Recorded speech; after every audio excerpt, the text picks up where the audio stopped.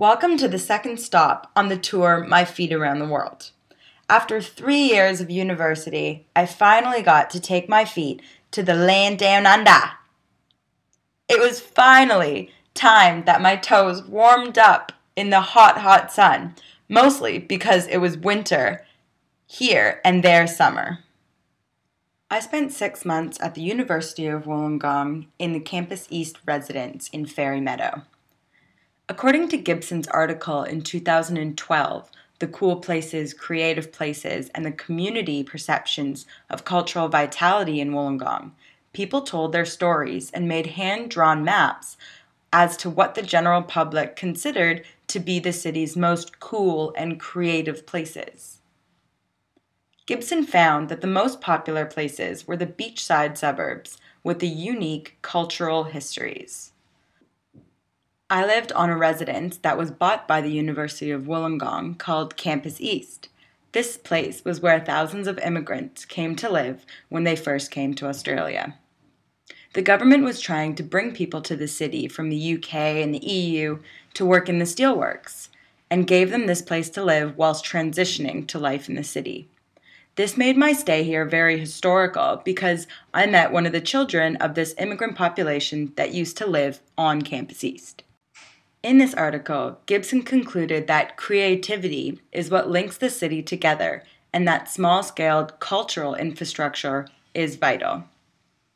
According to the cultural mapping fieldwork that was done in 2009, Fairy Meadow, the suburb that I lived in, was ranked number 3 of the top 10 cool and creative suburbs to be in, just after Wollongong and North Wollongong.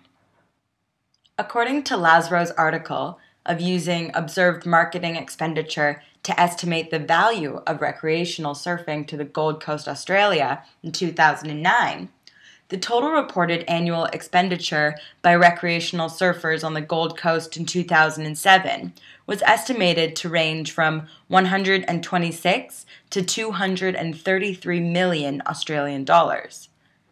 These numbers demonstrate a significant economic and social importance for surfing for both local residents and visitors along the coast.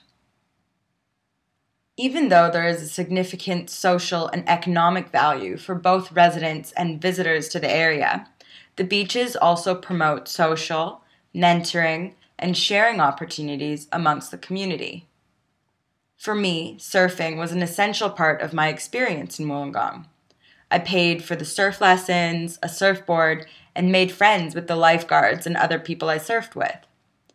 I had finally got to experience the surfy culture, and I completely understand why the sport attracts so many tourists and brings in so much money.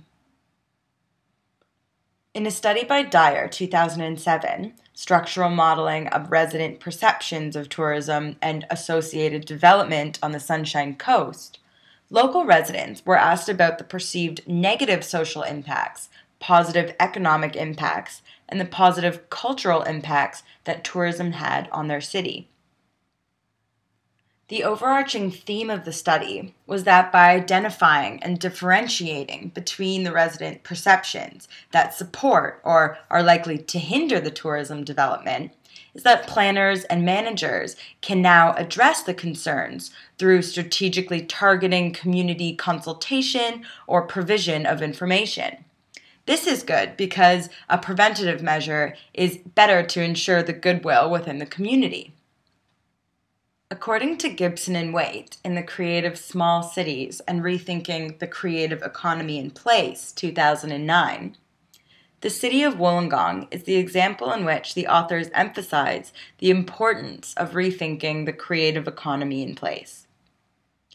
It is shown that regardless of the numerical population size of the city, and that creativity is more complex than the sheer number of people. Wollongong is a city with around 280,000 people, and it is small in comparison with Australia's larger metropolises in terms of population size, world city competitiveness, and the presence of the creative industry firms.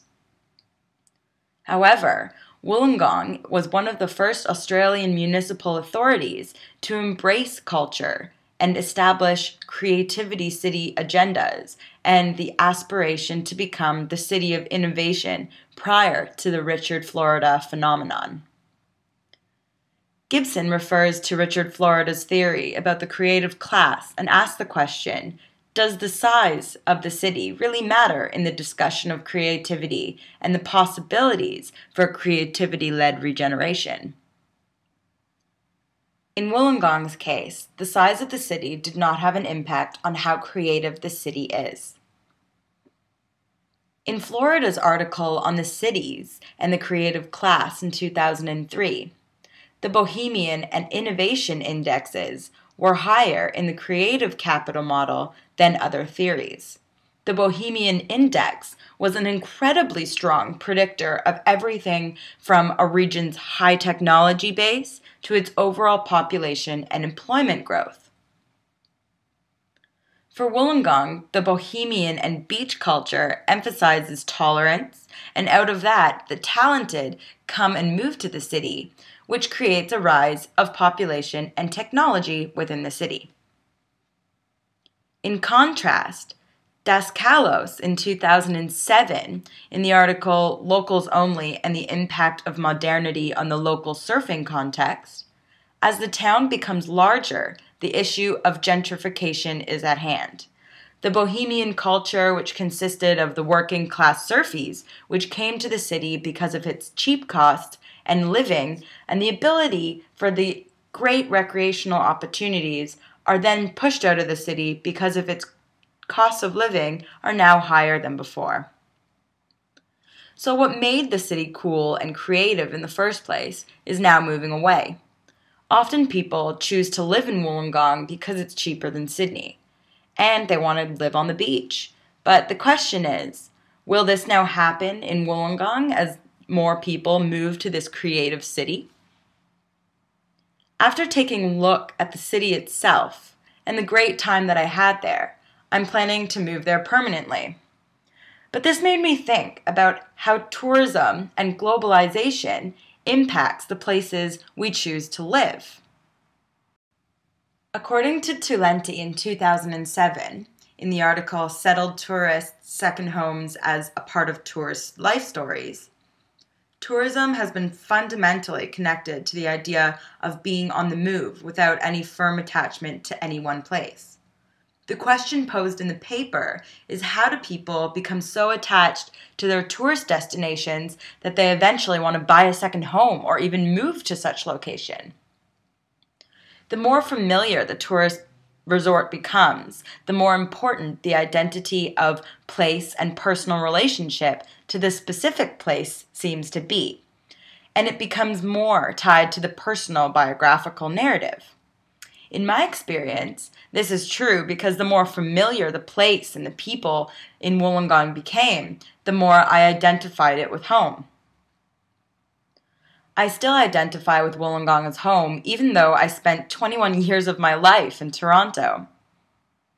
A simple 6 months became more of a true home because of the social community and the connection to the land itself. The author emphasized the importance that narratives have on the tourism research. Just as we're doing with this assignment, a location becomes a place once we draw upon our experiences with it.